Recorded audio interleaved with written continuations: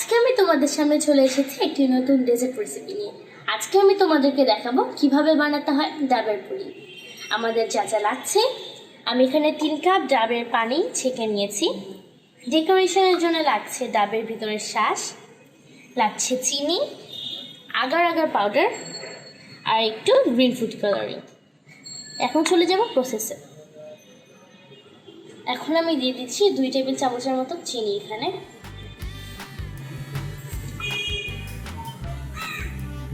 Mix করে নিতে হবে। এখন দিয়ে দিব আগার আগার 1 টিস্পুন বা 1 চা চামচ ভর্তি করে আগার আগার পাউডার দিয়ে দিচ্ছি।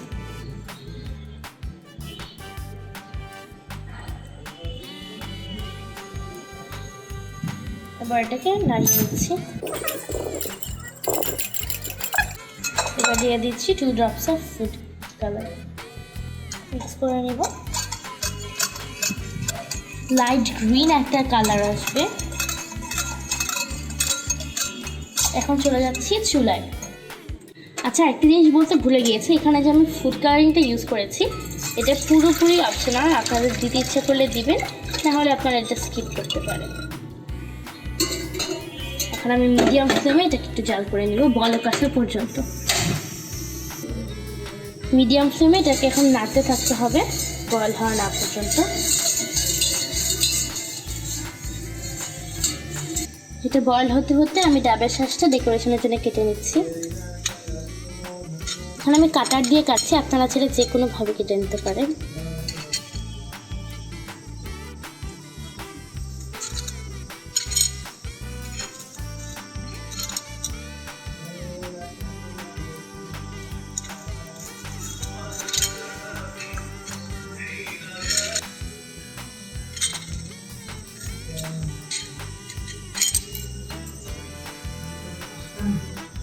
এগুলো দিয়ে পুডিংটা বানালে অনেক সুন্দর ডেকোরেশন হবে।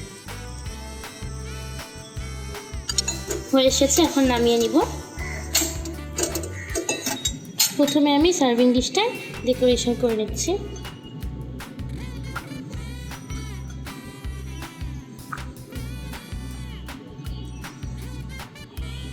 এবার দিয়ে দিব পানিটা।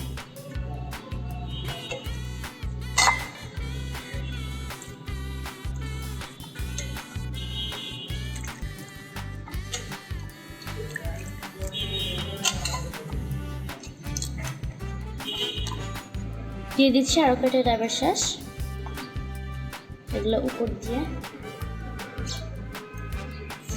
এবার ছোটো 2টি কাপে করছি। যখন আপনারা ইন্ডিভিজুয়ালি কাউকে দিতে চাবেন তখন আপনারা এরকম করে ছোটো ছোটো কাপড় করতে পারেন। দেখতেই পাচ্ছেন কি সুন্দর একটা গ্রিন কালার এসেছে, খেতেও খুব মজা।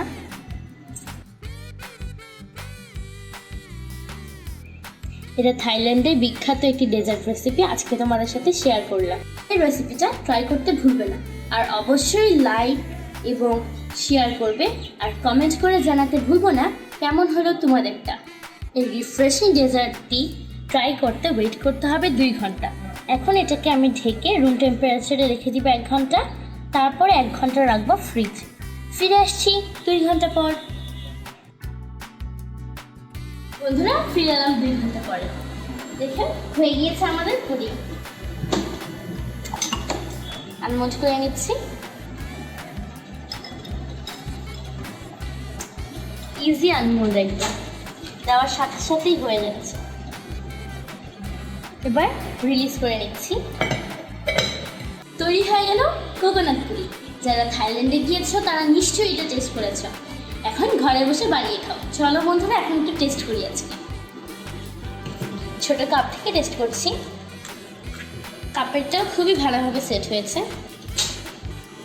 কোকোনাট পুডিং বা ডাবের পুডিং বানাতে যা যা লাগছে: 3 কাপ ডাবের পানি, 2 টেবিল চামচ চিনি, 1 চা চামচ agar agar powder and 2 drops of green food colour. বন্ধুরা, যদি আরও নতুন নতুন রেসিপি চাও, কিডস ক্রিয়েশনকে সাবস্ক্রাইব করে সাথেই থাকো। আসসালামু আলাইকুম।